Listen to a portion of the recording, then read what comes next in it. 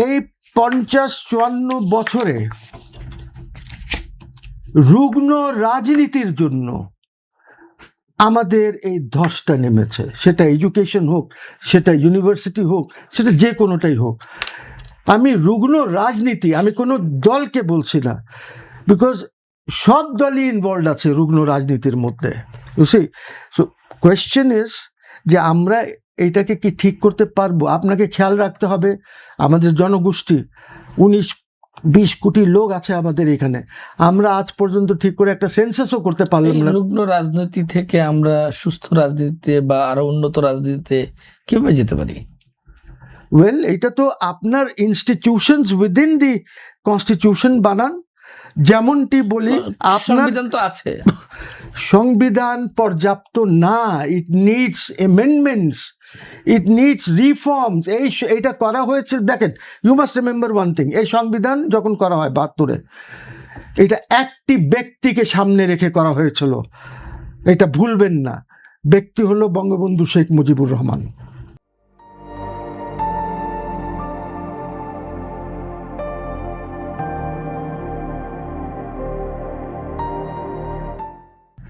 As if উনি কোনোদিন মারাই যাবেন না। এই জন্য আপনি যখন ওয়েস্টমিনিস্টার টাইপ করতে গেলেন, আপনার সংবিধানে আপনি রাখেনই নাই আপনার নো কনফিডেন্স মোশন। রাষ্ট্রপতিকে তো আপনি ইমপিচ করতে পারবেন, কিন্তু প্রধানমন্ত্রী অর্থাৎ উনাকে যিনি ছিলেন, উনাকে আপনি পারবেন না। আপনি নো কনফিডেন্স মোশনের কোনো বিধানই রাখেন নাই। আপনার পার্লামেন্টারি পার্টি যে ইলেকশন করবে, কোনো বিধানই রাখেন নাই আপনি এইগুলিতে। কোয়েশ্চেন ইজ যে আপনি শুরু দিন থেকে যদি এটা করেন, তাহলে আস্তে আস্তে তো আপনি এদিকে চলেই যাবেন। তাহলে এটাকে কেন আপনারা মুক্তিযুদ্ধের আকাঙ্ক্ষার সংবিধান বলা হয়? জি, এই সংবিধান কি তো আবার বলা হচ্ছে যে মুক্তিযুদ্ধের আকাঙ্ক্ষার সংবিধান? কিসের মুক্তিযুদ্ধের আকাঙ্ক্ষার সংবিধান? সুব্রত রায় চৌধুরীকে দিয়ে লেখায় নিয়ে আসছেন আর বলেন যে মুক্তিযুদ্ধের সংবিধান। ব্যারিস্টার সুব্রত রায় চৌধুরীকে দিয়ে লিখিয়েছেন। এইগুলি আমি করতে চাই না, বাট কোয়েশ্চেন রিমেইনস, এখনো আমাদের সংবিধান একদমই আনব্যালেন্সড। এইভাবে চলে আপনার সংবিধান।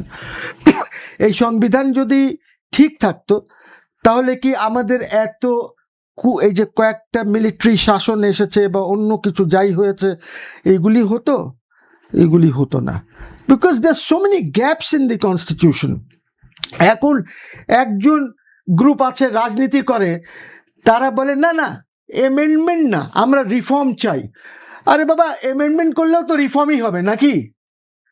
অ্যামেন্ডমেন্ট করলে রিফর্ম হবে না? আপনি আরো ২০০টা আর্টিকেল লাগান না, কেউ মানা করতেছে আপনাকে?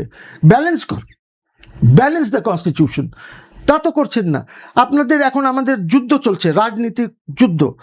নো, অ্যামেন্ডমেন্ট না, রিফর্ম। আরেকজন বলছে রিফর্ম না, অ্যামেন্ডমেন্ট। জোকিং। এই দেশটাকে একটা হাস্য করিয়ে বানিয়ে দিয়েছেন। ইউ ডোন্ট রিয়ালাইজ যে দেশ কোথায় যাচ্ছে। কোথায় যাচ্ছে? হ্যাঁ, কোথায় যাচ্ছে?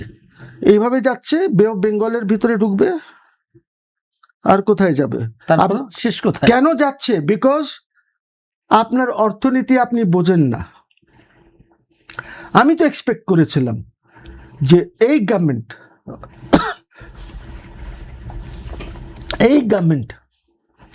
আসার পর, যেহেতু ফাইন্যান্স মিনিস্টার করা হয়েছে একজন ব্যক্তিকে যিনি চিটাগং স্টক এক্সচেঞ্জ বানিয়েছিলেন, এবং এর আগে উনি বলতেন দ্যাট আমাদের we are heavily regulated stock exchange, আমাদেরকে ডিরেগুলেট করতে হবে। 4 মাসে করেছেন। It will take 48 hours for me to do it. আমি অ্যাকচুয়ালি, বিকজ আপনাকে জানতে হবে কোথায় সিভিল এক্সচেঞ্জ কমিশন নতুন বোর্ড গঠন করা হয়েছে, চেয়ারম্যান এবং চেয়ারম্যান তো করতে পারবে না কিছু। ইট হ্যাজ টু আপনার এইখানে থাকতে হবে, করতে হবে, আপনার এইখান থেকে করতে হবে। এর আগেও চেয়ারম্যানরা ছিল না? ছিল কি ছিল না? এই সরকার এসে আজকে নিয়োগ দিল। এই আপনাকে তো সব জায়গায় লোক বসাতে হবে না? সেটা আমি হই, আপনি হন, যেই হোক, ওই চেয়ারটা তো খালি থাকবে না। বুঝলি? তো he has not done anything. আপনার জানেন, কিছু কিছু অর্থনৈতিক ক্ষেত্রে যেখানে রেগুলেশনস আপনাকে আরো স্ট্রেংথেন করতে হবে, আপনি ওদিকে আপনার নাই। এখন আপনি যাচ্ছেন বাজেট বানাতে,